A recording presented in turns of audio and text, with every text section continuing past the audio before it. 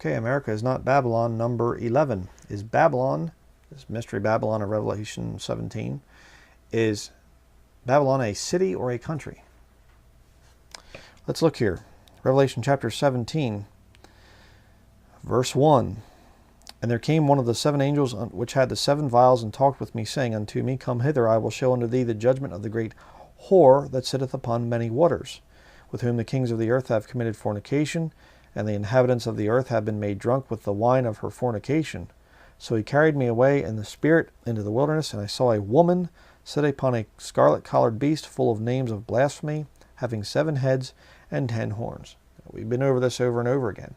But you see symbolic language there in this first section here, the first part of Revelation 17. And how do you know it's symbolic? Well, because he goes into describing these different symbols. All right.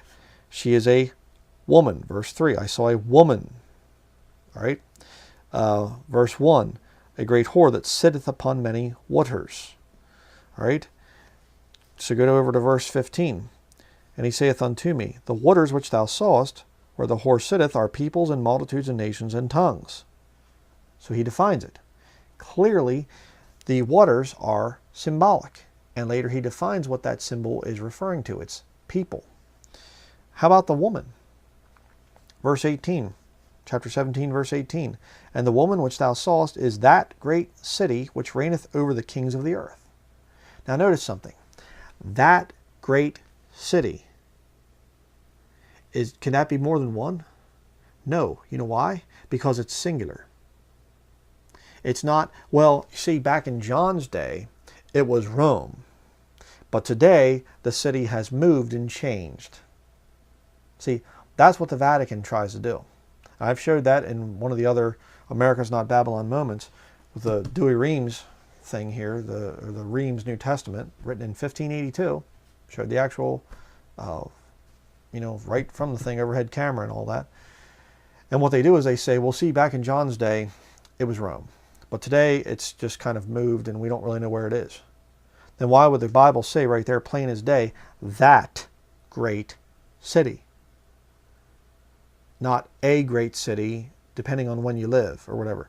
That great city. That means it's the same city that's been there, and it's been there the whole time. I mean, you go back to the book of Daniel. The 5 kingdoms that are prophesied. The 4th merges into the 5th.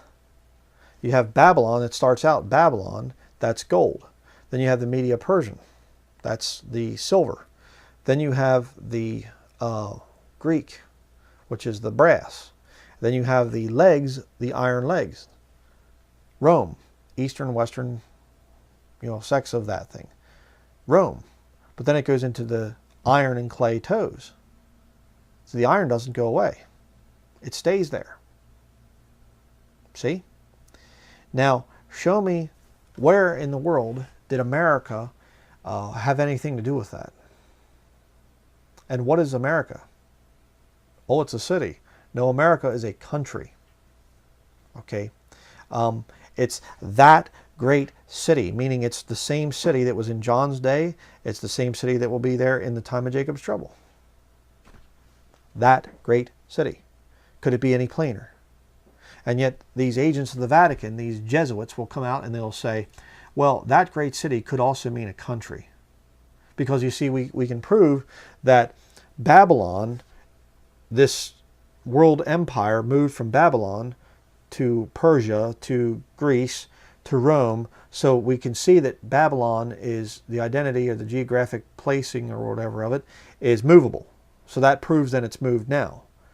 This 5th kingdom has moved over time. Yes, it started in Rome in John's day, but now it's something else. No. Here I'm going to explain it to you why that's a lie. The kingdom itself, the gold kingdom, did not move. When that kingdom fell, then it became another place. You see? The Persian kingdom, when it fell, it became Greek. The Greek, when it fell, it became Rome. But it wasn't changing places during that reign. All right? So you can't say, well, it moved from kingdom to kingdom. Yes, it did move, but it's not changing during that kingdom. You understand what I'm saying? The Roman Catholic system started out as Rome, political, secular Rome, and then it became pagan Rome of the Roman Catholic system. That's why you have the iron legs merging into the iron and clay toes. It's that great city. It's as plain as day, folks. How can you take that and make it into a country? The only way that you can do that is if you are an agent of Rome and trying to cover up for your master.